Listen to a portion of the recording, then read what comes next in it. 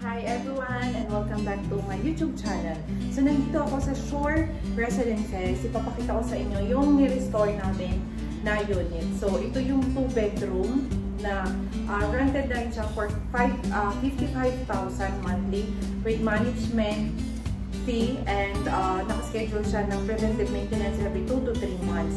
So itutour ko kayo kung ano yung mga kailangan pang naayos na and then yung mga papalitan namin.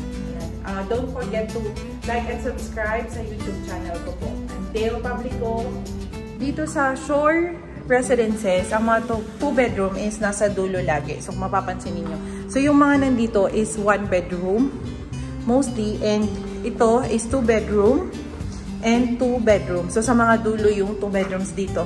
And pagpasok nyo, makikita nyo na may sarili silang laundry area and yung washing nandito na rin.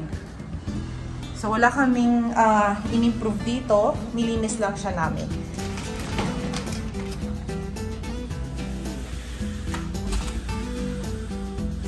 Ito na yung unit.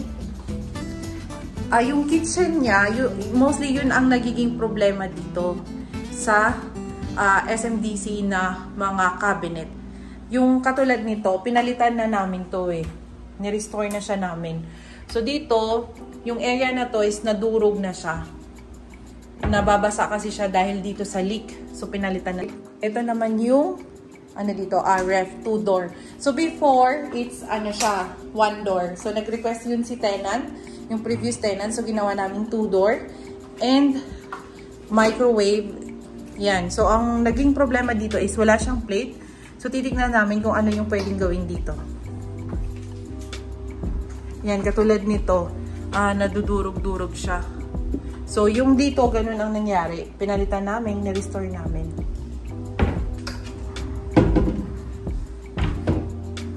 And, magpapalit kami ng mga chairs dito dahil sira na. So, chair lang.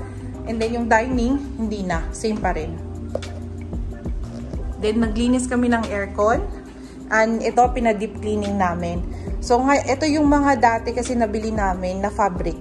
Pero yung mga ngayon is ginawa na namin siyang leather. Mas maganda.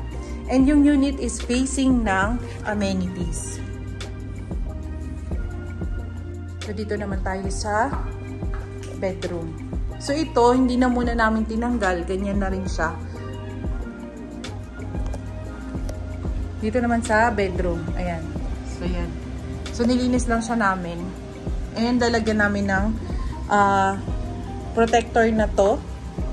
Na deep cleaning na rin siya eh. So, ganyan na talaga, hindi na matanggal yung ibang dumi. And dito, sabi ko sa maintenance namin is ipag-grout na lang to para neat tignan. Ito yung before na may water leak na mark. May water leak to. Ayan So, ongoing pa rin. Papaayos din namin. Ito yung master's bedroom. So, dalawa yung CR dito. Ayan. Maganda ang mga 2-bedroom dito eh. So, dalawa yung CR. And, may privacy talaga. Yung sa master's bedroom, may CR talaga siya. Ayan. So, itong unit na to is for sale din. In case na gusto ninyo, inquire lang po kayo sa inquiry@talktoteamdale.com.